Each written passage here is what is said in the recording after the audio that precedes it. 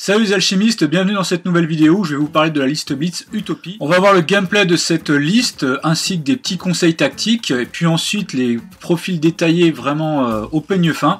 Et pour finir en fait sur le système de notation des caractéristiques ainsi que le système de notation sur les scénarios.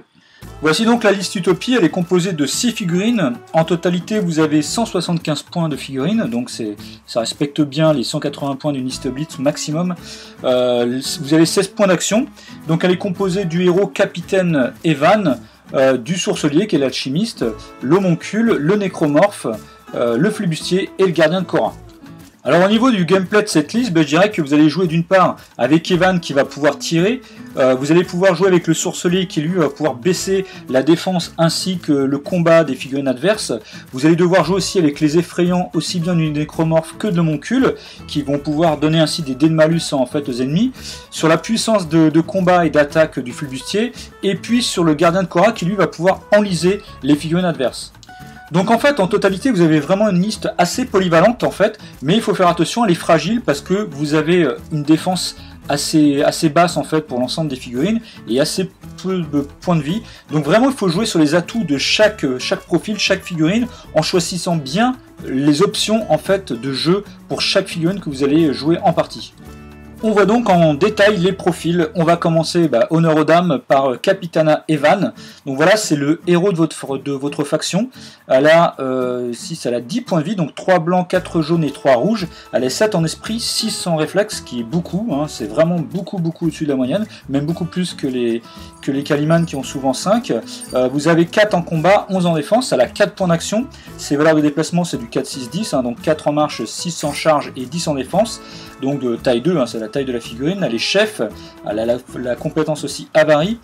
Donc elle a une arme de tir qui est le Kunturi, donc qui a une valeur de tir de 4 et qui peut tirer jusqu'à une distance de 12 pouces.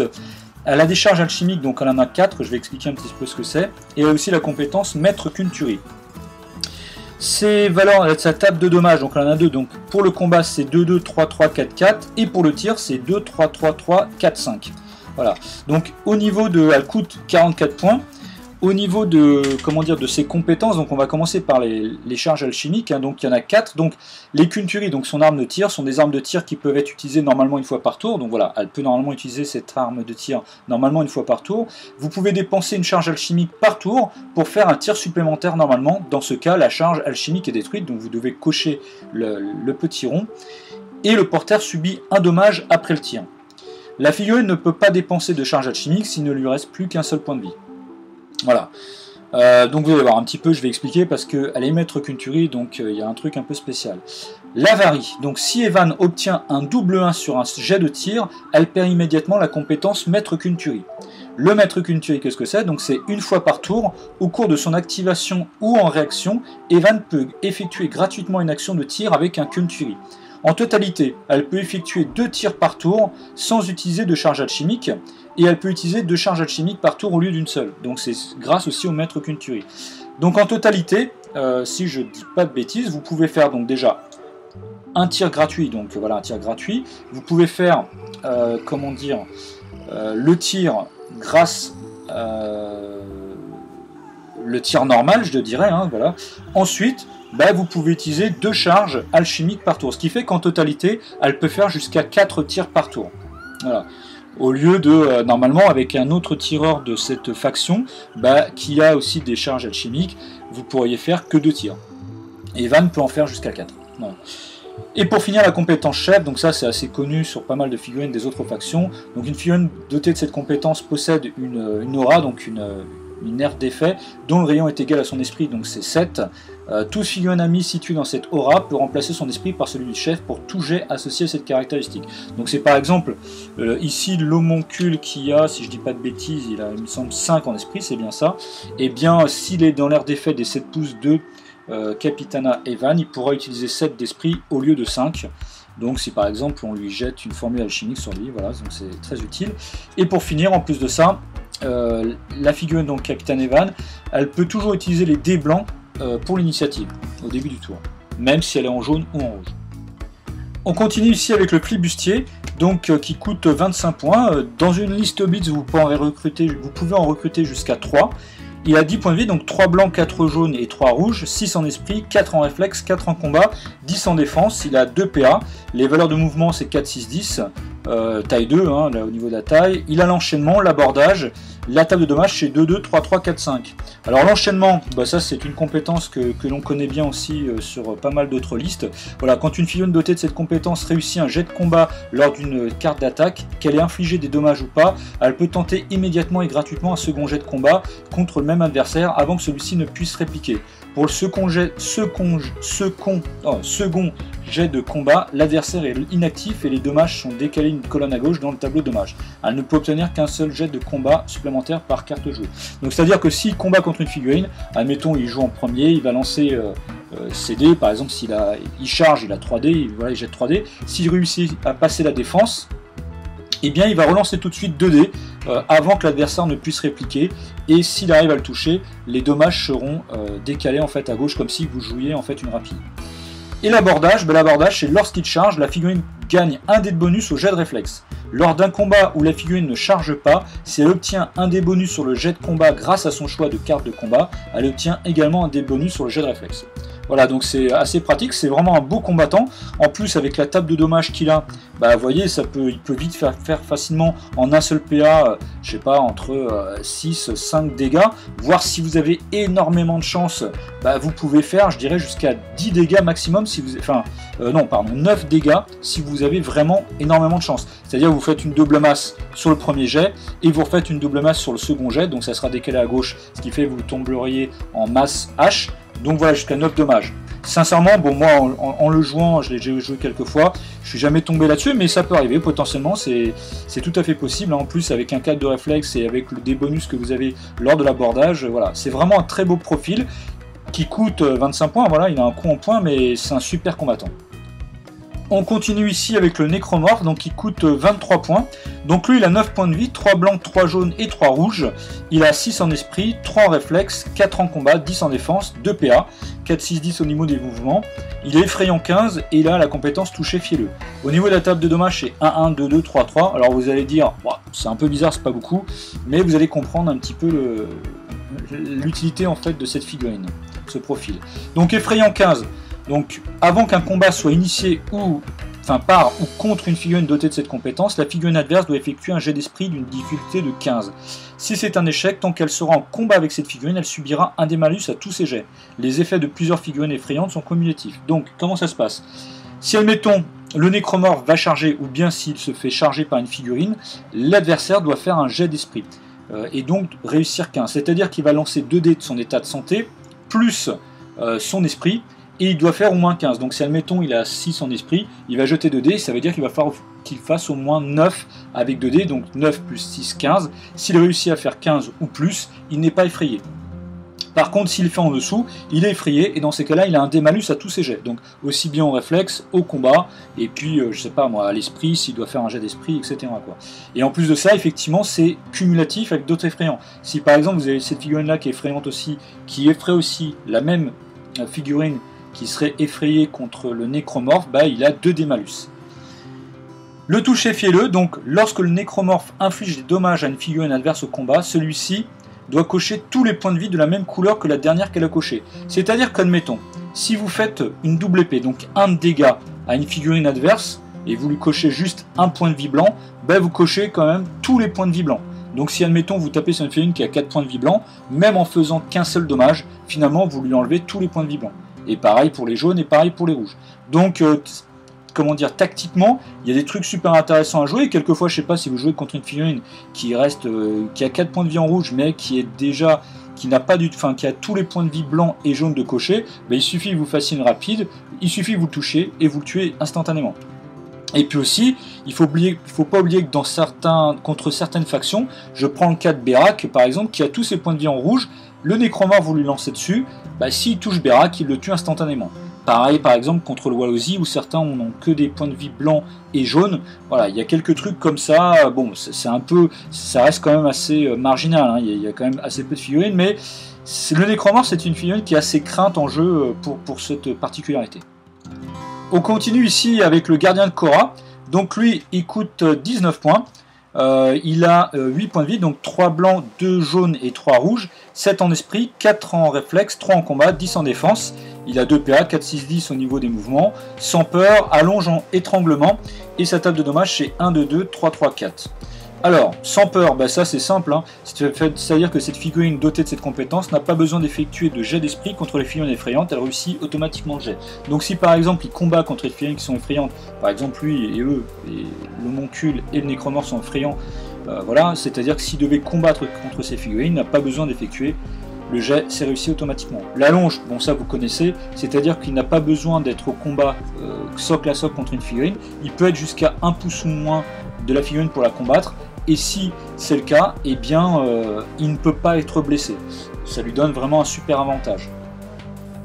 Et donc la compétence spécifique au gardien de Korra, c'est l'étranglement. Donc lorsque le gardien de Korra réussit un jet de combat lors d'une carte d'attaque sans être au contact de la figurine ennemie, donc en étant en allonge, il peut choisir de l'étrangler à la place de lui infliger des dommages. Donc évidemment, il ne lui inflige pas de dommages.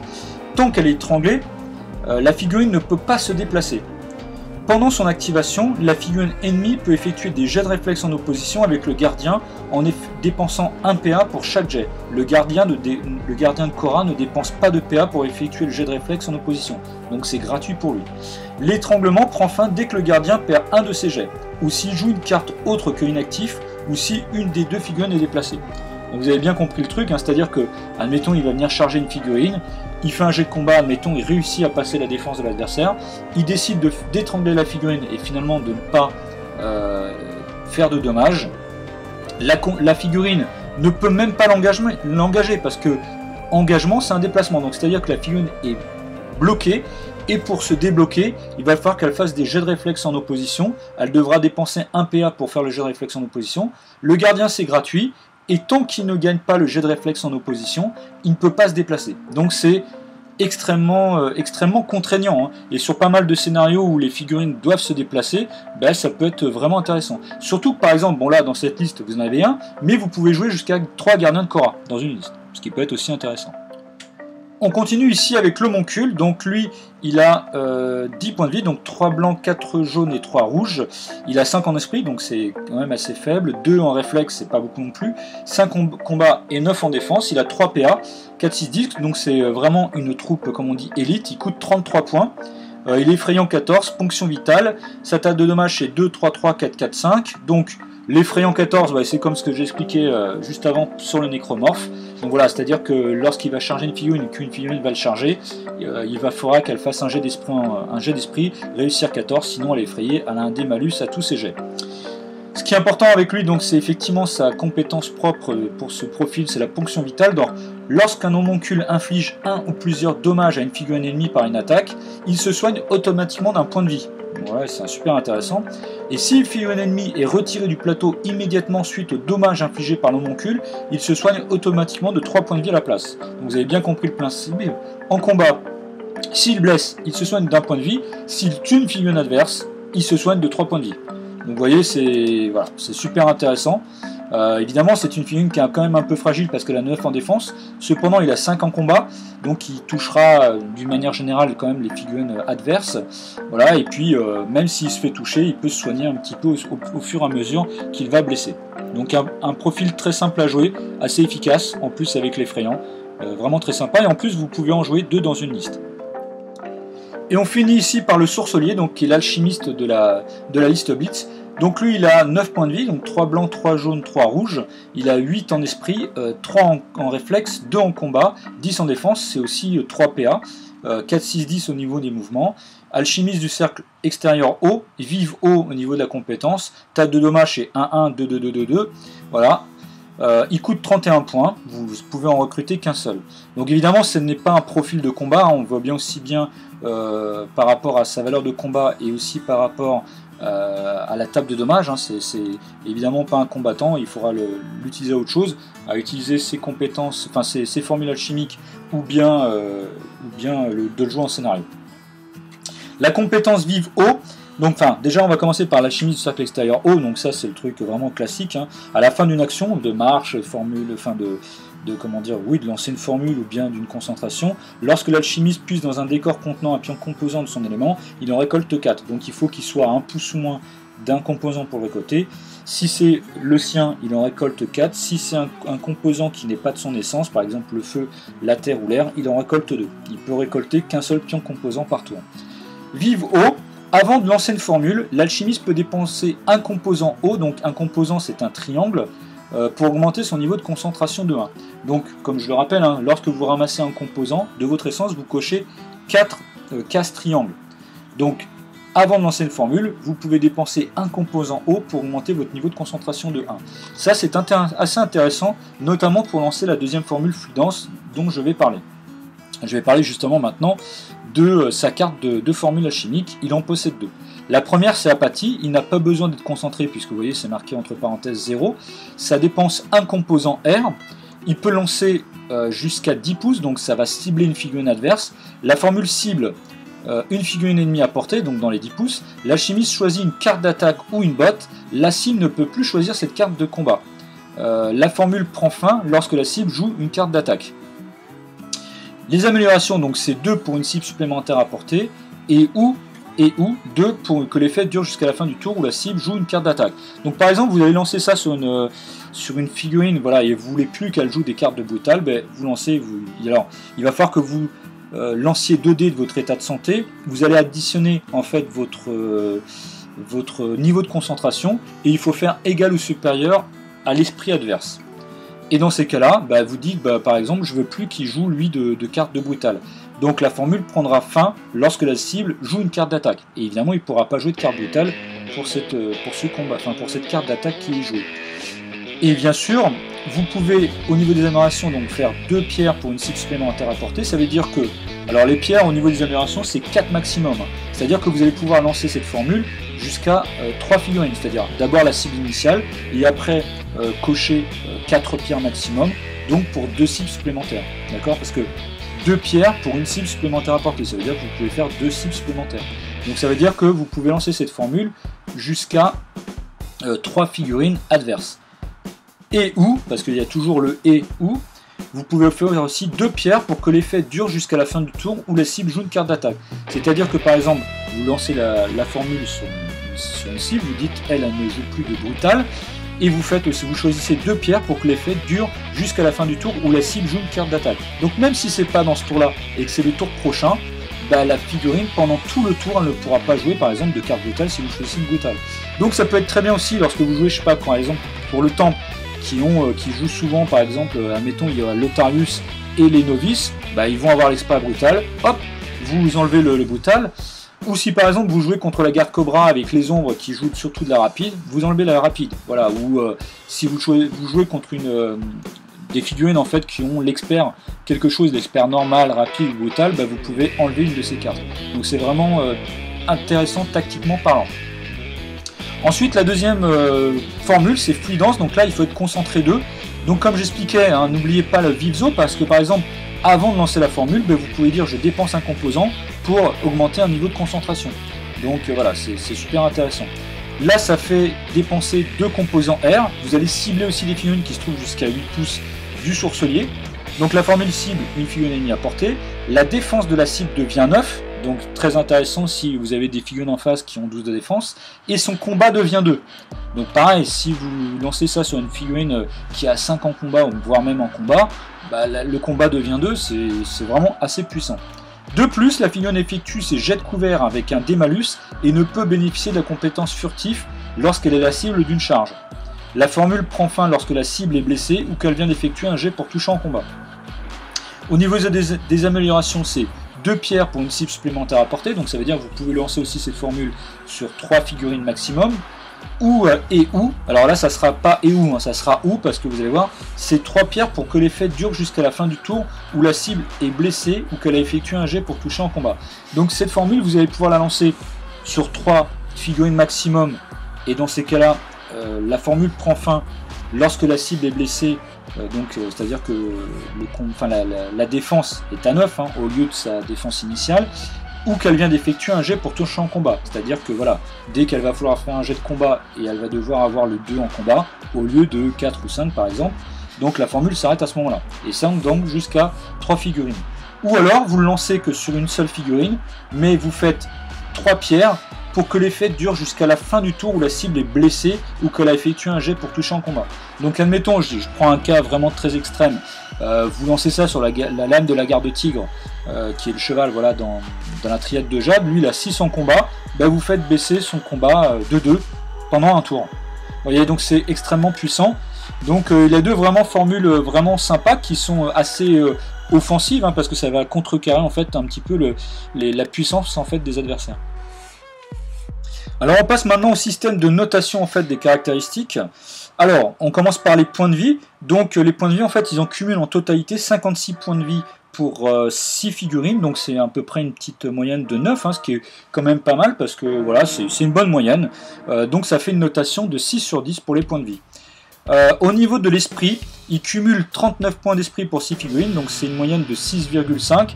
C'est relativement, c'est pas très haut on va dire, donc c'est un peu en dessous de la moyenne qui pourrait être de 7, donc c'est une note de 4 sur 10. Au niveau des réflexes, c'est 22 points pour 6 figurines, ce qui donne 3,6 par figurine, c'est une notation de 4 sur 10. Au niveau du combat, on cumule 22 points pour 6 figurines, donc c'est 3,6 par figurine, donc c'est une notation de 4 sur 10. Au niveau de la défense, c'est 60 points pour 6 figurines, donc c'est 10 points de défense voilà, d'une moyenne générale. Là c'est moyen, donc c'est 5 sur 10. Au niveau des dommages, on cumule 93 points de dommages pour 6 figurines, donc ça fait 15,5 par figurine. C'est pas très haut, donc ça donne une note de 3,5 sur 10. Au niveau du tir, vous avez 4 PA juste pour Evan pour 6 figurines, donc c'est un ratio de 0,66, ça fait une note de 3 sur 10. Au niveau de la mobilité, vous cumulez 120 points pour 16 PA, ça fait 7,5, donc c'est une note de 4,5 sur 10. L'alchimiste, vous en avez un seul qui, voilà, donc c'est une note de 3 sur 10.